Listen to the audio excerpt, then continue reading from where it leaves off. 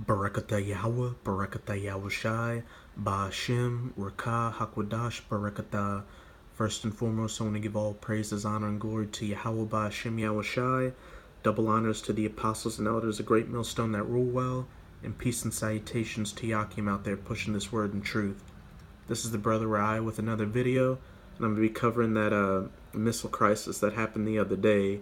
And this is on CBS News, and the title of it is Hawaii Missile Alert. False alarm warns residents of ballistic missile threat. Hawaii emergency management officials said an alert sent to mobile phones and televisions warning of an incoming ballistic missile to Hawaii on Saturday was a false alarm. The emergency alert sent to cell phones said, "Ballistic missile threat inbound to Hawaii. Seek immediate shelter. This is not a drill." Vern Miyagi, the administrator for the Hawaii Emergency Management Agency, said in a press conference around noon Hawaiian time that his team was responsible for the error. According to Miyagi, the error happened during a shift change and at 8:07 a.m. The wrong button was pushed during the internal drill. According to Miyagi, by 8:10, officials started the recall and cancellation process, but there is no way to stop messages that have already been sent out. At 8:13 a.m., the state warning point issued a cancellation to prevent any more messages from going out. By 8:24, Governor David Ige retweeted a message of the cancellation message.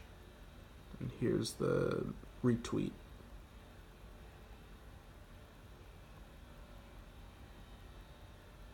I'm going to go to my first precept, Isaiah 14 and 27. For Yahweh of hosts has purposed it, and who shall disannul it? And his hand is stretched out, and who shall turn it back? And even though this was a fake missile alert system, they were not able to cancel it once it was sent out. So how much more when those actual missiles start flying? Nobody will be able to turn it back once Yahweh has stretched his hand out.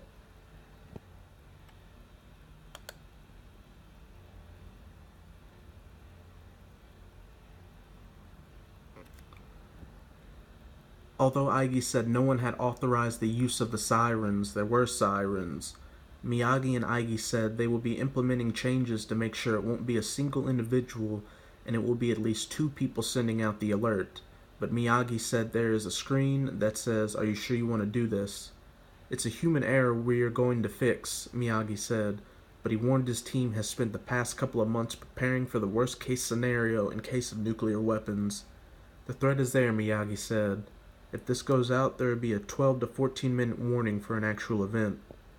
Hawaii Emergency Management Agency spokesman Richard Raposa said it's a false alarm and that the agency is trying to determine what happened. The incident prompted defense agencies, including the Pentagon and the U.S. Pacific Command, to issue the same statement that they had detected no ballistic missile threat to Hawaii. The alert broadcasted on television said, "If you are outdoors, seek immediate shelter in a building. Remain indoors, well away from windows. If you are driving, pull safely to the side of the road and seek shelter in a nearby building or lie on the floor. We will announce when the threat has ended." It took Hawaii emergency officials 38 minutes for residents to receive an alert notifying them that the previous alert was a false alarm. And you can imagine when these people got this, they were freaking out and lost their minds quite a bit, which brings me to my next precept, 1 Thessalonians 5:2-3. "For yourselves know perfectly that the day of the Lord so cometh as a thief in the night. For when they shall say, Peace and safety, then sudden destruction cometh upon them as travail upon a woman with child, and they shall not escape."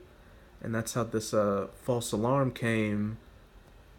So how much more when the real one comes? But by that point, and they might not even get a 12 to 14-minute warning, since an EMP event or something similar might happen that might knock out all the power.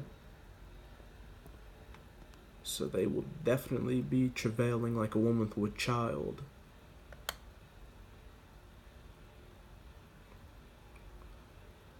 Senator Brian Schatz of Hawaii joined CBSN on Saturday and said the false alarm may have been caused by human error.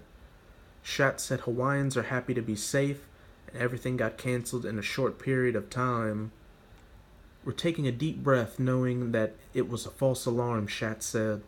What I am hearing, and I don't know for sure, is that it was a human error. Regardless of whether it was a human error, a glitch, or a hack, whatever it was, it is totally unacceptable. Schatz said a local school suffered terrible anxiety from the alert. Like a woman and child travailing, he said officials shepherded children into a locker room and had them shelter in place. The state's emergency management system needs to do much, much better, and there needs to be better accountability. Schatz urged residents to hug your family, jump in the ocean, and then on Tuesday ask your government what they're going to do to make sure this never happens again. And here's a little video you brothers can watch if you feel like it. Look at that. 144.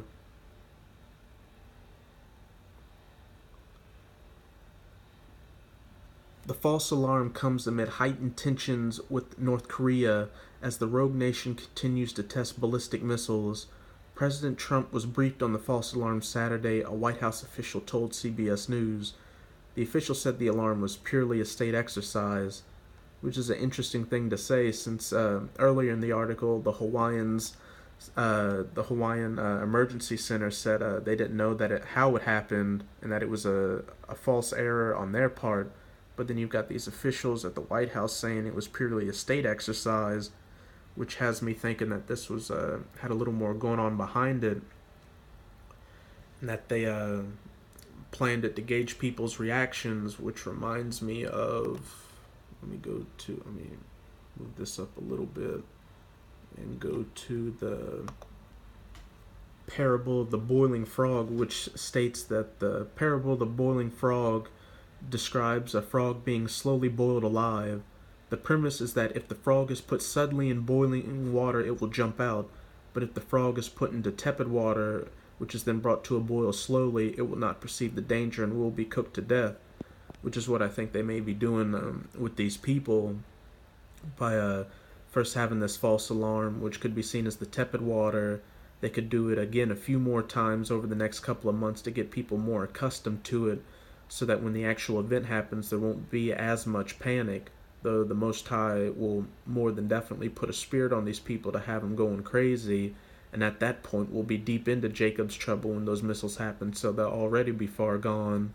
This actually reminds me, where I live, they'll play a siren that sounds like a warning siren to evacuate at a little area up the street where they're doing construction work, and the first time they ever did it was around 4 a.m. in the morning, and I'll admit I woke up and it freaked me out quite a bit, but I waited a couple of minutes, and it turned out to be nothing. But then over these past couple of months, they've been playing this alarm almost to the point to where I can predict it like clockwork, and I've gotten used to it.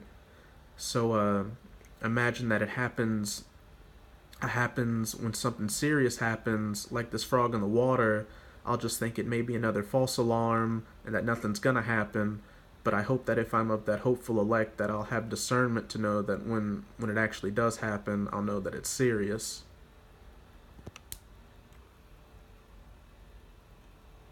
Get back to the article.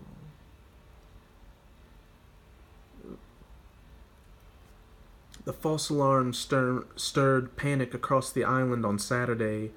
Resident Malika Dudley told KGMB she was with her husband and children when she received the alert. That was one of the scariest moments of my life when something like this happens. You can't wait to find out if it's a false alarm, Dudley said. Jamie Malapit, owner of a Honolulu hair salon, canceled appointments with his clients and closed his shop for the day. He told the Associated Press he was still in bed when he received the alert on his phone. I woke up and saw a missile warning and thought, no way. I thought, no, this is not happening today, Malapit said. I went from panic to semi-panic, and are we sure? So like that frog in the boiling water, it started off as this could be seen as the little heat starting with the tepid water, and as it keeps going up and going up, if it happens again, his first reaction will be, are we sure? and not from panic, but it'll definitely be more intense at that point. And I'm going to go to my next precept, Matthew 24:37-42. But as the days of Noah were, so shall also the coming of the Son of Man be.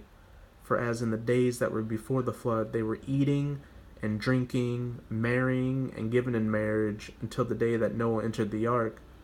Like this man was planning on going to his hair salon and making some money that day, but then this happened, and it came out of nowhere, and knew not until the flood came and took them all away.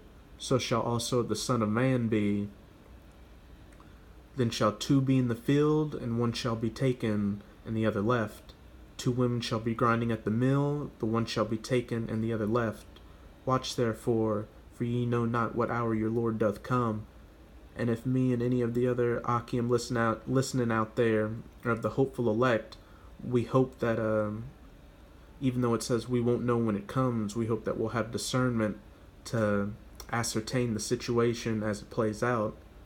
And for a little more edification, when those nukes do finally hit, Zechariah 14:12, and this shall be the plague wherewith Yahweh will smite all the people that have fought against Jerusalem. Their flesh shall consume away while they stand upon their feet, and their eyes shall consume away in their holes, and their tongue shall consume away in their mouth. And this little gif is from Terminator 2 Judgment Day, which perfectly illustrates that scripture. So when those missiles finally do hit, this is all the 2/3 and the heathens have to look forward to. So we of the hopeful elect can only pray that we can avoid this. And I hope you brothers were edified with this video. And until next time, Shalom.